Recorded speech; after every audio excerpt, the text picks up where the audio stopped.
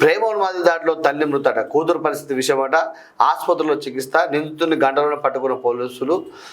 హోంమంత్రి అనిత దిగ్బంధన్. వాస్తవానికి ఇంకోటి ఇదొక దరిద్రం, ఈ ప్రేమోన్మాదులు దరిద్రం. ఇంతకుముందు ఒక ఈ 5-6 సంవత్సరాల నుంచి తక్కువైంది శ్రీకాంత్ గారు. అప్పుడు చిన్నప్పుడు యాసిడ్ దాడి, రకరకాల ఆవు దాడి రకరకాలు ఉండే. ఈ మధ్యలో ఏమైందంటే మొత్తం తగ్గిపోయి ఈ ప్రేమ వ్యవహారాలు ఇవన్నీ కూడా బయట రాకుండా సర్దుమనిపోయింది. కానీ ఈ మధ్యలో మళ్ళీ మొదలైంది పంచాయతీ అంతా. మేము చదువుకున్నప్పుడు ఏంటంటే యాసిడ్ దాడి ఉండే, ఇవన్నీ అక్రమ సంబంధాలు ఇవన్నీ ఉండవు, ఓన్లీ యాసిడ్ దాడి. అయితే ఇక్కడ ఈ విషయానికి వస్తే ఏంటంటే ఇక్కడ దరిద్రం ఎక్కడ మొదలవుతుందంటే కేవలం సెల్ ఫోన్తోనే మొదలవుతుంది. వాస్తవం, సెల్ ఫోనే దరిద్రం. ఇక వాస్తవం ఏమొచ్చింది, ఆ ముగ్గురు పాపం ఇదే అంత సార్ పోబోద్దు తిరగబోతే అంత తిరిగి బయట పోతే ముగ్గురు వాళ్ళ బతుకాలు బతుకుతారు. ఇప్పుడు దీని సందానికి వెళ్ళిపోతే ముగ్గురు పిల్లలను తండ్రినే చూసుకునేవాడు. పిల్లాడు పెద్ద పిల్లాడు, ముగ్గురు పిల్లలు బలైండు, తండ్రి ఒకటి ఒంటరి వాడైండు, వాళ్ళు పోయి జైల్లో ఉన్నారు.